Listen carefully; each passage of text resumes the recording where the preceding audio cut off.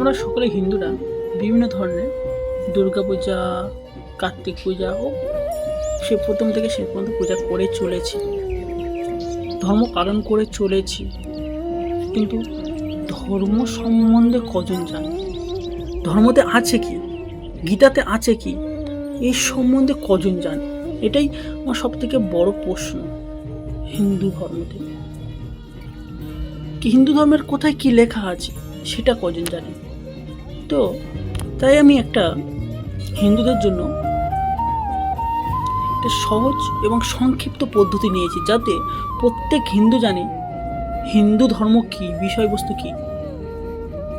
যেখানে বিভিন্ন ধরনের অনুষ্ঠান বা চলবে বা অনুষ্ঠান হবে, সেই গ্রামেতে প্রত্যেক হিন্দুরা বা হিন্দু ধর্মতে বিরাজমান যে সমস্ত ব্যক্তিরা আছে বা ওই গ্রামেতে হিন্দুদের মাঝখানে একটা কম্পিটিশন করানো হবে।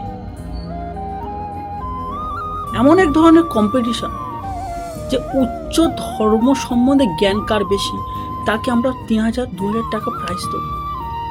যে ব্যক্তি উচ্চ জ্ঞান সম্পন্ন হবে হিন্দু ধর্ম সম্বন্ধে, তাতে কি হবে, প্রত্যেক ব্যক্তি ধীরে ধীরে বা প্রত্যেক ছেলে মেয়ে ধীরে ধীরে হিন্দু ধর্মের প্রতি আকৃষ্ট হবে বা হিন্দু ধর্ম সম্বন্ধে তারা জানবে।